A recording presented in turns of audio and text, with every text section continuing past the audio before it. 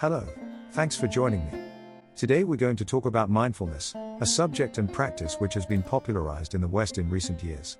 But few people are aware that I was the true OG of mindfulness. I don't know why they give me hair every time. I shaved my head from the time I left home for the homeless life.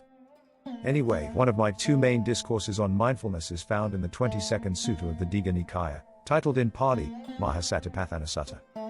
This could be variously translated as Great Mindfulness Foundation Teaching, Great Establishment of Mindfulness Teaching, etc.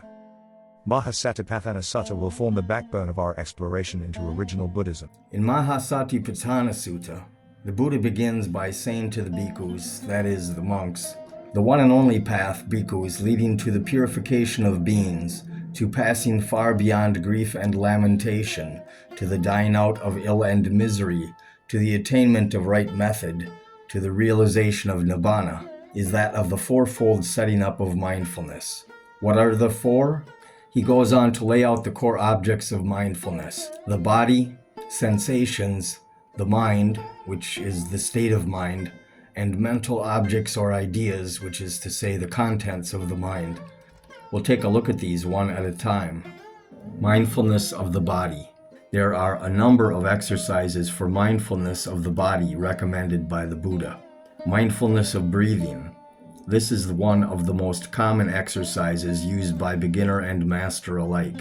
The simplest form is to simply note the natural cycle of inhalation and exhalation without making any effort to control them. Other variations make use of breath control, inhaling, exhaling, and sometimes holding the breath or remaining breathless for certain periods of time. For example, inhaling for a count of 10, holding the breath for a count of 10, exhaling for a count of 10, and remaining breathless for a count of 10 before inhaling again. As you do this, your breath will even out, and you can increase the count to 12, 15, or more. The practitioner contemplates the body as a body, both internally, the organs, muscles, etc., and externally, the skin, hair, nails, etc. Contemplates the body's arising and vanishing, that is, the cycle of birth and death we each undergo again and again. Contemplates the position of the body, walking, standing, sitting, or lying down, the four postures, which are frequently referenced. And in all actions, going forward and returning, looking ahead and looking away, extending and flexing the limbs, etc., to act in full awareness of the body, with an emphasis on dispassionately noting, not identifying with the body. Foulness of the body.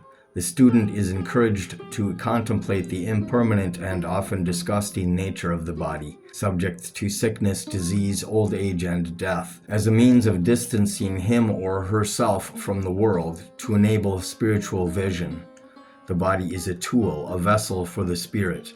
The charnel ground meditation. Continuing with the theme of foulness of the body as well as its impermanence, the Buddha recommends meditating in a charnel ground, a place where the dead are cremated or allowed to decompose. The various states of bodily decomposition are detailed. Another mindfulness exercise the Buddha mentions is walking meditation. Bhikkhus, there are these 5 benefits of walking meditation. What 5? One becomes capable of journeys. One becomes capable of striving. One becomes healthy. What one has eaten, drunk, consumed, and tasted is properly digested. The concentration attained through walking meditation is long-lasting. Moving on to mindfulness of sensation, the Buddha here speaks of giving attentiveness to Vedana, a Pali term. This is usually translated into English as feelings. However, sensations would be more accurate. What we would call feelings or emotions such as love or hate, fright, or a feeling of safety, happiness, or sadness, etc., fall into the category the Buddha calls mind, which we'll talk about next. What is meant by Vedana is the sensations picked up by our sense faculties. And how, bhikkhus, does a brother as to sensations continue to consider them? Herein, O bhikkhus, is a brother, when affected by a sensation of pleasure, aware of it, reflecting, I feel a pleasurable sensation.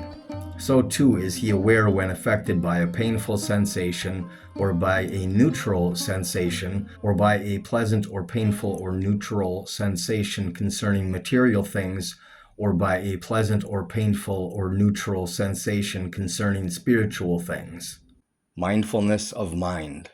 Into this category fall items which we would call states of mind and emotion: lustful or free from lust, full of hate or free from hate, dull or sharp, attentive or scattered, exalted or depressed, liberated or bound. These are not ideas in the mind, but states of the mind.